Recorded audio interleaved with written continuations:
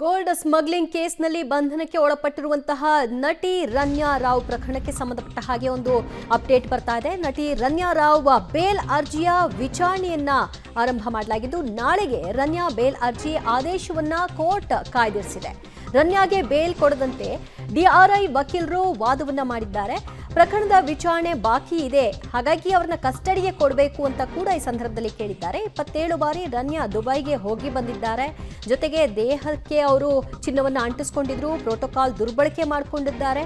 ರನ್ಯಾ ಬ್ಯಾಗ್ನಲ್ಲಿ ಚಿನ್ನದ ಗಟ್ಟಿ ತಂದಿಲ್ಲ, ಬದಲಾಗಿ ಅವರ ದೇಹಕ್ಕೆ ಚಿನ್ನದ ಗಟ್ಟಿಗಳನ್ನ ಅಂಟಿಸಿಕೊಂಡು ಬಂದಿದ್ದಾರೆ ಅನ್ನುವಂತಹ ವಾದವನ್ನು ಡಿಆರ್ಐ ಪರ ವಕೀಲರು ಮಾಡಿದ್ರು.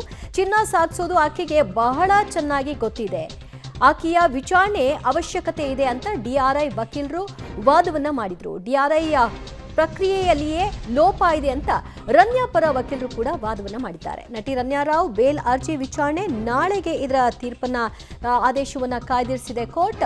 ನಾಳೆ ಅವರಿಗೆ ಬೇಲ್ ಸಿಗುತ್ತಾ ಇಲ್ವಾ ಅನ್ನೋದನ್ನ ನೋಡಬೇಕು. ಅವರಿಗೆ ಬೇಲ್ ಕೊಡಬಾರ್ದು, ಕಸ್ಟಡಿಗೆ ಕೊಡಬೇಕು. ಕಾರಣ ಈಕೆಯ ಜೊತೆಗೆ ಇತರರು ಕೂಡ ಸಂಪರ್ಕದಲ್ಲಿದ್ದಾರೆ. ಈಕೆಗೆ ಬೇಲ್ ಕೊಟ್ಟಿದ್ದೇ ಆದ್ರೆ ಉಳಿದವರು ಕೂಡ ಬಚಾವ್ ಆಗ್ಬಿಡ್ತಾರೆ. ಆ ಕಾರಣಕ್ಕೆ ಹೆಚ್ಚಿನ ವಿಚಾರಣೆ ನಡೆಸಬೇಕು ಅಂತ ಡಿಆರ್ಐ ಪರ ವಕೀಲರು ವಾದವನ್ನ ಮಾಡಿದ್ರು. ಪ್ರೋಟೋಕಾಲ್ ಮಿಸ್ಯೂಸ್ ಮಾಡ್ಕೊಂಡಿದ್ದಾರೆ. ಆಮೇಲೆ ಅವರು ಬ್ಯಾಗ್ನಲ್ಲಿ ಚಿನ್ನದ ಗಟ್ಟಿಗಳನ್ನ ತಂದಿರೋದಲ್ಲ, ಬದಲಾಗಿ ದೇಹಕ್ಕೆ ಚಿನ್ನದ ಗಟ್ಟಿಗಳನ್ನ ಅಂಟಿಸ್ಕೊಂಡು ಬಂದಿದ್ದಾರೆ. ಅದರಲ್ಲಿ ಅವರು ಎಷ್ಟು ಪರಿಣಿತರು ಅನ್ನೋದು ಇದರಲ್ಲಿ ಅರ್ಥ ಆಗ್ತಾ ಇದೆ. ದುಬೈಗೆ ಹಲವಾರು ಬಾರಿ ಅವರು ಹೋಗಿ ಬಂದಿದ್ದಾರೆ.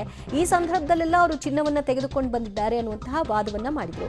ಆದ್ರೆ ಡಿಆರ್ಐ ಪರ ವಕೀಲರ ವಾದಕ್ಕೆ ವಿರುದ್ಧವಾಗಿ ರನ್ಯಾ ಪರ ವಕೀಲರು ಕೂಡ ಪ್ರತಿಕ್ರಿಯೆಯನ್ನ ಕೊಡೋ ಮೂಲಕವಾಗಿ ಎಲ್ಲ ಆರೋಪಗಳೇನ್ ಮಾಡ್ತಾ ಇದ್ದಾರೆ ಇದೆಲ್ಲವೂ ಕೂಡ ಸುಳ್ಳು ಅಂತ ವಾದಿಸಿದ್ದಾರೆ. ಮತ್ತಷ್ಟು ಮಾಹಿತಿ ಕೊಡ್ತಾರೆ ನಮ್ಮ ಪ್ರತಿನಿಧಿ ಮುರಳೀಧರ್. ನಾಳೆಗೆ ಆದೇಶವನ್ನ ಕಾಯ್ದಿರಿಸಿದ್ದಾರೆ. ಹೇಗಿತ್ತು ವಾದ ಪ್ರತಿವಾದ, ಏನೆಲ್ಲ ವಿಚಾರಗಳು ಪ್ರಸ್ತಾಪ ಆಯಿತು?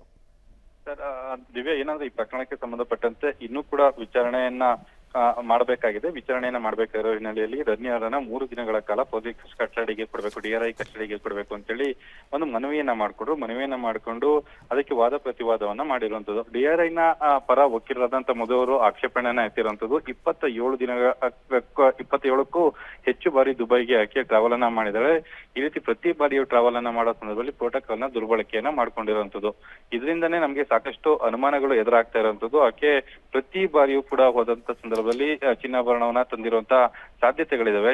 ಜೊತೆಗೆ ಇನ್ನೊಂದಷ್ಟು ಮಾಹಿತಿಗಳು ಕೂಡ ಹೊರಗಡೆ ಬರ್ತಾ ಇದೆ. ಆಕೆ ಹೆಬಿಚುವಲ್ ಆಗಿ ಈ ರೀತಿಯ ಕೃತ್ಯವನ್ನ ಮಾಡಿರುವಂತ ಸಾಧ್ಯತೆಗಳಿದಾವೆ. ಆ ಹಿನ್ನೆಲೆಯಲ್ಲಿ ಆಕೆನ ಹೆಚ್ಚುವರಿಯಾಗಿ ವಿಚಾರಣೆಯನ್ನ ಮಾಡಬೇಕು. ಈಗ ತಕ್ಷಣವೇ ಆಕೆಯನ್ನಾಗೆ ಬೇಲನ್ನ ಕೊಟ್ಟು ಹೊರಗಡೆ ಬಂದ್ರೆ ಆಕೆ ಜೊತೆಯಲ್ಲಿ ಲಿಂಕ್ ಇದ್ದವರೆಲ್ಲ ಕೂಡ ತಪ್ಪಿಸ್ಕೊಳ್ಳುವಂಥದ್ದು ಮತ್ತು ಅವರು ಎಚ್ಚೆತ್ಕೊಳ್ಳುವಂತ ಸಾಧ್ಯತೆಗಳಿರ್ತದೆ. ಆ ಹಿನ್ನೆಲೆಯಲ್ಲಿ ಆಕೆಗೆ ಜಾಮೀನನ್ನ ಕೊಡಬಾರ್ದು, ನಮಗೆ ಪೊಲೀಸ್ ಕಸ್ಟಡಿಗೆ ಕೊಡಬೇಕು ಅಂತೇಳಿ ಮನವಿಯನ್ನ ಮಾಡ್ಕೊಂಡು ಮನವಿಯನ್ನ ಆಲಿಸಿದಂತ ನ್ಯಾಯಾಲಯ ವಾದ ಪ್ರತಿವಾದವನ್ನ ಕೇಳ್ತಿದೆ. ನಾಳೆ ಆದೇಶನ ರಿಸರ್ವ್ ಅನ್ನ ಮಾಡಿರುವಂತದ್ದು. ದಿವ್ಯಾ, ಥ್ಯಾಂಕ್ ಯು ಮುರಳಿ ನಿಮ್ಮೆಲ್ಲ ಮಾಹಿತಿಗೆ.